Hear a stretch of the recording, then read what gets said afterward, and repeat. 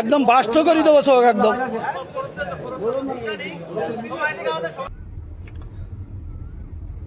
কবির বিন সামাদের সাথে যে ঘটনাটা হয়েছে এটা আসলে দুঃখজনক।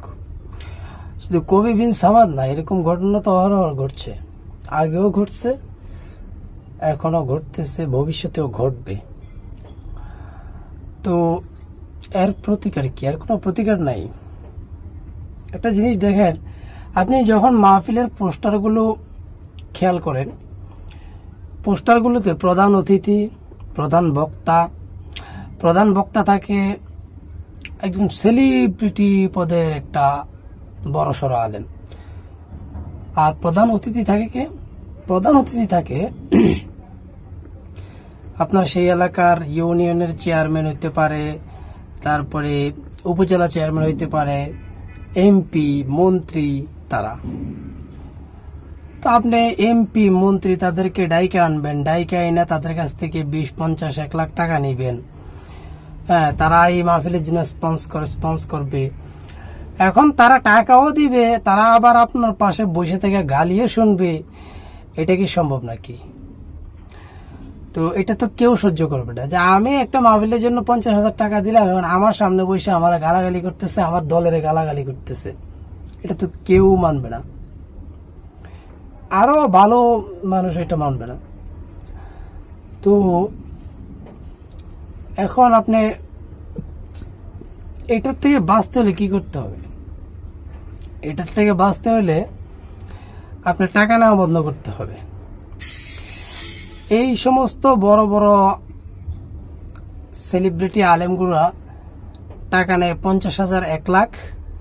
এখন এদের টাকা জোগাড় করার জন্য মাহফিল কমিটি ওই 5-10 টাকা মানুষের কাছ থেকে হাত পাইতে নিতে তো ওই 50-1 লাখ টাকা হয় না। এই জন্য এই সমস্ত রাজনীতিবিদদেরকে তারা কি করে, ইনভাইট করে। এখন তারা আইসা টাকা 20, 50, 1 লাখ টাকা দেয়। এখন এটা থেকে বাঁচতে হলে আপনাদের একটা কাজ করতে হবে। ইসলামের দাওয়াত তো নবী করিম সাল্লাল্লাহু আলাইহি ওয়াসাল্লাম ফ্রিতে সবাইকে দিছে, আপনারাও ফ্রিতেই দেন। ধরেন আপনি মাহফিলে যাবেন, ফ্রিতে যান। এরকম তো আমরা অহরহ অনেক বড় বড় উলিয়ার ঘটনা আমরা শুনছি। বাবা শাহজালাল তারাকি, তারপরে এই দেশে পীর মাশায়েখ যারা এই দেশে ইসলাম আনছে, তারা কি এই দেশে আইসা কারো কাছ থেকে টাকা নিছে? ইসলামের দাওয়াত দিয়া তারা কি কারো কাছ থেকে এক মুঠো খাবার গ্রহণ করছে? করে নাই তো। সঠিক ইসলাম যারা দিতে জানে বা দেয়, তারা এটা করে না। তো আপনি ফ্রিতে করেন এটা। আপনি যাবেন মাহফিলে, গিয়ে কোনো টাকা পয়সা নেবেন না। দেন যদি আপনি টাকা পয়সা না নেন, তাহলে মাহফিল কমিটিও ওই টাকা পয়সার জন্য এই ধরনের মানে রাজনীতিবিদদেরকে দাওয়াত করবে না। আর রাজনীতিবিদদের দাওয়াত না করলে আপনার একটা শক্তি থাকবে যে আমি টাকার কাছে কারো বিক্রি হইনি, কারো কাছে বিক্রি হইনি টাকার জন্য।